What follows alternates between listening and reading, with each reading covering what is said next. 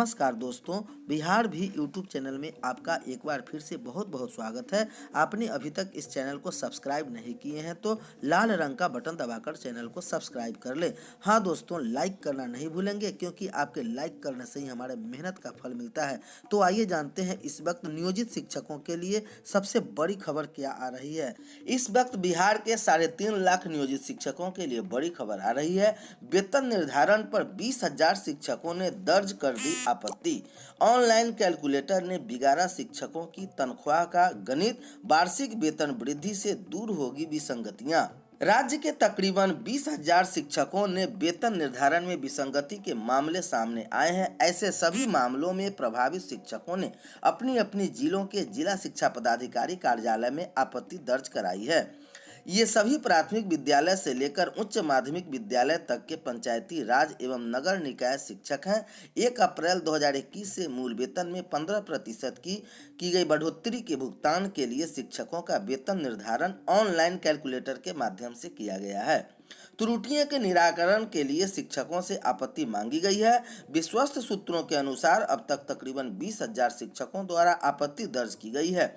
विसंगति का अंदाजा इसी से लगाया जा सकता है कि एक माह एवं वर्ष यानी कि फरवरी 2014 में योगदान करने वाले शिक्षक का पटना में वेतन निर्धारण हुआ 28,270 रुपये, जबकि औरंगाबाद में 30,000 रुपये। इतना ही नहीं, वर्ष 2007 में नियुक्त शिक्षक का वेतन निर्धारण हुआ 27,710 रुपये, जबकि उनसे 7 वर्ष बाद 2014 में नियुक्त शिक्षक का वेतन निर्धारण हुआ 27,440 रुपये। यानी 7 वर्ष की सेवा के बाद वेतन में अंतर मात्र 270 रुपये की। बहरहाल वेतन निर्धारण में विसंगतियों को लेकर प्रभावित शिक्षकों में खलबली मची हुई है। इस ओर शिक्षक संगठनों द्वारा भी शिक्षा विभाग का ध्यान आकृष्ट कराया गया है। हालांकि शिक्षा विभाग के संबंधित अधिकारियों की माने तो आपत्तियों की जांच कर उसका निराकरण किया जा रहा है। ऑनलाइन कैलकुलेटर ने बिगाड़ा शिक्षकों की तनख्वाह की गणित। लंबे समय के बाद शिक्षा विभाग ने पंचायती राज एवं नगर निकाय के शिक्षकों को अंतर्गत तकरीबन 3,85,000 शिक्षकों एवं पुस्तकालय अध्यक्षों को राज्य सरकार द्वारा घोषित वेतन बढ़ोतरी के कैलकुलेटर ने उलझा कर रख दिया है। 20 अगस्त 2020 को सरकार द्वारा जारी संकल्प के अनुसार 1 अप्रैल 2021 से देय मूल वेतन में 15% बढ़ोतरी की गणना के लिए ऑनलाइन कैलकुलेटर तैयार किया गया। शिक्षा विभाग का दावा था कि कैलकुलेटर से शिक्षकों को देय वेतन बढ़ोतरी की गणना सहजता, पारदर्शी और त्वरित गति से होगी। साथ ही पुरानी वेतन विसंगतियां भी स्वतः समाप्त हो जाएगी।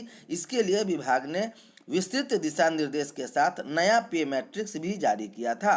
राज्य के सभी जिला शिक्षा पदाधिकारियों को 31 दिसंबर तक सभी शिक्षकों एवं पुस्तकालय अध्यक्षों का ऑनलाइन डाटा अपलोड करने का भी निर्देश दिया गया था। इसमें शिक्षक एवं पुस्तकालय अध्यक्ष नए वर्ष के पहले हफ्ते में अपना बढ़ा हुआ वेतन और पे स्लिप ऑनलाइन देख सकेंगे और डाउनलोड भी कर सकेंगे। शिक्षकों ने जब पे स्लिप डाउनलोड किया तो कई तरह की नई विसंगतियां देख उनका माथा ठनका। एक ही तिथि को नियुक्त भिन्न जिलों में शिक्षकों के वेतन में अंतर है तो कनीय शिक्षकों के वरीयता से अधिक वेतन निर्धारण के मामले सामने आए हैं। ऐसे में पूर्व से शिक्षक की वेतन विसंगति दूर होने के बजाय और बढ़ती ही जा रही है। वर्ष 2015 में शिक्षकों को नियत वेतन के स्थान पर वेतनमान दिया। शिक्षकों की मांग पर 2017 में सरकार ने 7वें वेतन का भी लाभ देने की घोषणा की थी, मगर शिक्षा विभाग ने 7वें वेतन आयोग की अनुशंसाओं को दरकिनार कर इन शिक्षकों के लिए एक नया पे मैट्रिक्स बना डाला। यही से शिक्षकों एवं पुस्तकालय अध्यक्षों के वेतन विसंगतियों की शुरुआत होती है। इसके लिए शिक्षा विभाग समय समय पर दिशा निर्देश जारी करता रहा। इससे एक विसंगति दूर होती तो कई नई विसंगतियां सामने आ गई है। पिछले 4 वर्षों से शिक्षक उन्हीं विसंगतियों के सुधार की मांग करते आ रहे हैं। शिक्षा विभाग ने नए कैलकुलेटर ने एक बार पुनः शिक्षकों को उलझाकर रख दिया है। वार्षिक वेतन वृद्धि से दूर होगी विसंगतियां। जब जब सरकार द्वारा शिक्षकों के वेतन वृद्धि की घोषणा की जाती है तब तब शिक्षा विभाग द्वारा एक नया पे मैट्रिक्स बना दिया जाता है जो परेशानी का सबब बन जाता है। नई विसंगतियां हो जाती है। यदि सभी विसंगति दूर करने के लिए एक्सपर्ट की माने तो योगदान तिथि से ही वार्षिक वेतन वृद्धि देने से बहुत हद तक विसंगतियां पर विराम लगाया जा सकता है। नए पे मैट्रिक्स से प्रत्येक शिक्षक को महीने में 1,000 रुपये का होगा नुकसान। सरकार को साल में 4.5 अरब की होगी बचत। शिक्षा विभाग द्वारा 15% वेतन बढ़ोतरी के लिए जारी नए पे मैट्रिक्स से प्रत्येक शिक्षक को महीने में औसतन 1,000 रुपये का नुकसान होगा, जबकि विभाग द्वारा 2017 में बनाए गए पे मैट्रिक्स पर वेतन बढ़ोतरी लागू करने से नुकसान की गुंजाइश नहीं रहती। विदित हो कि सरकार ने 15% वेतन वृद्धि के लिए पूर्व से निर्गत पे मैट्रिक्स की जगह नए पे मैट्रिक्स लेवल में 210 से 240 रुपये तक की कटौती की है। इस वजह से प्रत्येक शिक्षक को वर्तमान वित्तीय वर्ष में ही 1,000 रुपये से अधिक का नुकसान होगा। शिक्षकों के वेतन में होने वाले नुकसान में प्रति वर्ष इजाफा हो, क्योंकि सरकार द्वारा इसी वर्ष समय समय पर महंगाई भत्ता बढ़ाया जाता है। मूल वेतन पर ही महंगाई भत्ता, मकान किराया भत्ता आदि का भुगतान किया जाता है। इससे सरकार को प्रति वर्ष करीब 4.5 अरब की बचत होगी। विधान परिषद सह माध्यमिक शिक्षक अध्यक्ष केदारनाथ पांडे ने इस बारे में कहा कि पिछले साल ही शिक्षा विभाग शिक्षा मंत्री से मिलकर वेतन विसंगति दूर कर वेतन वृद्धि का अनुरोध किया था। शिक्षा मंत्री ने भी विधानमंडल सत्र में विसंगति दूर करने का घोषणा की थी, लेकिन ऑनलाइन कैलकुलेटर से नई विसंगतियां सामने आने लगी है। इधर खबर आ रही है, टोले में ही पढ़ेंगे 5वीं तक के बच्चे। 56,000 टोले में पढ़ाएंगे 28,000 शिक्षा सेवी।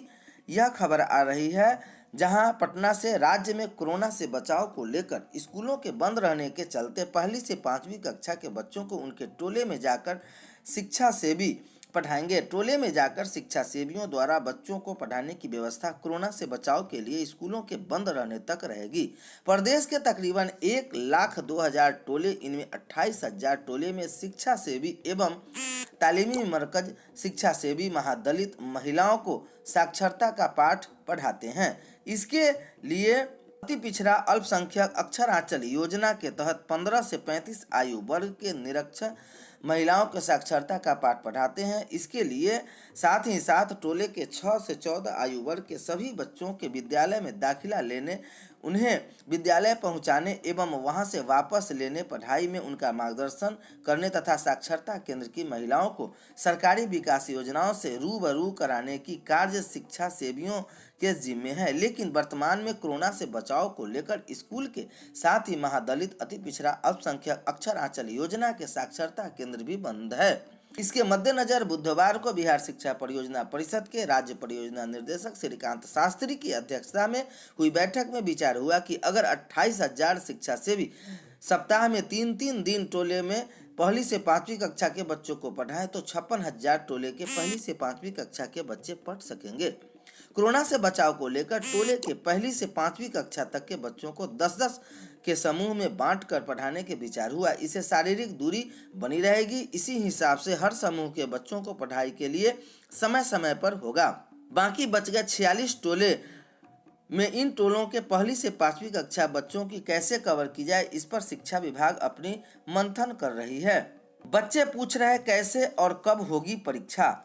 यह खबर आ रही है पटना से, जहां ये सवाल कर रहे छात्र, कोरोना संक्रमण के कारण क्या एवरेज अंक देकर पास किया जाएगा? ऑफलाइन नहीं तो ऑनलाइन हो परीक्षा। टर्म 1 पर जारी नहीं हो रिजल्ट।